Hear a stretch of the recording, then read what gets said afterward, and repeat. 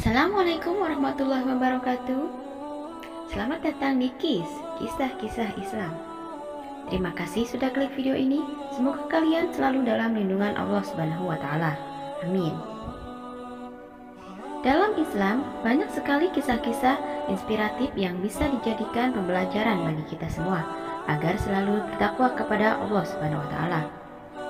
Seperti kisah berikut ini, simak videonya sampai selesai. Tapi sebelum lanjut, mari dukung channel ini agar lebih berkembang dengan cara like, komen, share, dan subscribe.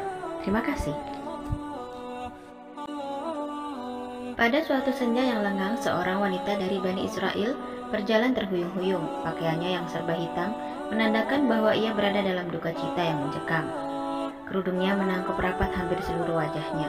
Tidak ada rias muka atau perhiasan menempel di tubuhnya. Badan yang ramping dan mukanya yang ayu tidak dapat menutupi kepedihan yang tengah meroyak hidupnya.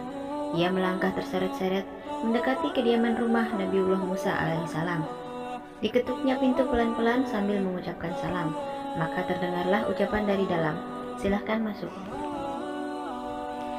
Perempuan cantik itu berjalan masuk dengan kepala yang terus merunduk. Air matanya berderai tatkala ia berkata, "Wahai Nabi Allah, tolonglah saya, doakan saya agar Tuhan berkenan mengampuni dosa keji saya." "Apakah dosamu, wahai perempuan?" tanya Nabi Musa terkejut. "Saya takut mengatakannya," jawabnya. "Katakanlah, jangan ragu-ragu," desak Nabi Musa alaihi salam. Maka perempuan itu pun akhirnya bercerita, "Saya telah berzina." Kepala Nabi Musa terangkat, hatinya tersentak. Perempuan itu meneruskan, "Dari perzinaan itu saya pun lantas hamil. Setelah anak itu lahir, langsung saya cekik lehernya sampai meninggal." Ucap wanita itu menangis sejadi-jadinya. Mendengar itu, Nabi Musa berapi-api matanya. Dengan muka berangga menghardik, "Perempuan bejat, nyah kamu dari sini, agar siksa Allah Ta'ala tidak jatuh ke dalam rumahku karena perbuatanmu. Pergi!" teriak Nabi Musa sambil memalingkan matanya karena merasa jijik.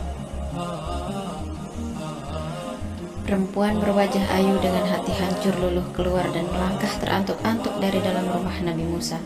Ratap tangisnya amat memilukan. Ia tak tahu harus kemana lagi hendak mengadu. Bahkan ia tak tahu mau dibawa kemana lagi kaki-kakinya. Bila seorang nabi saja sudah menolaknya, bagaimana pula manusia lain bakal menerimanya? Terbayang olehnya betapa besar dosanya, betapa bejat perbuatannya. Malaikat Jibril turun menemui Nabi Musa. Sang Ruhul Amin Jibril lalu bertanya, "Mengapa engkau menolak seorang wanita yang hendak bertobat dari dosanya? Tidakkah engkau tahu dosa yang lebih besar daripadanya?" Nabi Musa terperanjat. "Dosa apakah yang lebih besar dari kekejian wanita pezina dan pembunuh itu?" kata Nabi Musa. Dengan rasa ingin tahu bertanya kepada Jibril, "Betulkah ada dosa yang lebih besar daripada perempuan yang nista itu?" "Ada," jawab Jibril dengan tegas. "Dosa apakah itu?" tanya Nabi Musa penasaran. "Orang yang meninggalkan sholat dengan sengaja dan tanpa menyesal, orang itu dosanya lebih besar daripada 1000 kali berzina," kata Jibril. Mendengar penjelasan ini, Nabi Musa kemudian memanggil wanita tadi untuk menghadap kembali kepadanya. Ia mengangkat tangan dengan khusyuk, memohonkan ampunan kepada Allah untuk perempuan tersebut. Nabi Musa menyadari orang yang meninggalkan sholat dengan sengaja dan tanpa penyesalan adalah sama saja seperti berpendapat bahwa sholat itu tidak wajib dan tidak perlu atas dirinya. Berarti ia seakan-akan menganggap remeh perintah Allah, bahkan seolah-olah menganggap Allah tidak punya hak untuk mengatur dan memerintah hambanya. Sedang orang yang bertobat dan menyesali dosanya dengan sungguh-sungguh berarti masih mempunyai iman di dadanya dan yakin bahwa Allah itu berada di jalan ketaatan kepadanya. Itulah sebabnya Allah pasti menerima kedatangannya. Perlu diingat, meskipun dosa meninggalkan salat lebih besar daripada zina, bukan berarti zina dianggap remeh. Islam mengingatkan agar manusia menjauhi zina karena termasuk kategori dosa besar, di samping syirik dan membunuh anak karena khawatir miskin. Dan janganlah kamu mendekati zina, karena sesungguhnya zina itu adalah fahisah, perbuatan yang keji dan seburuk-buruk jalan yang ditempuh oleh seseorang.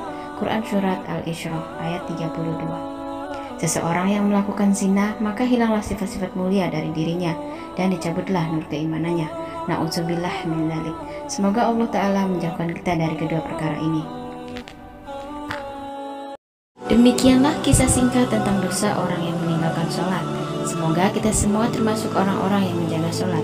Amin, amin, ya robbal alamin.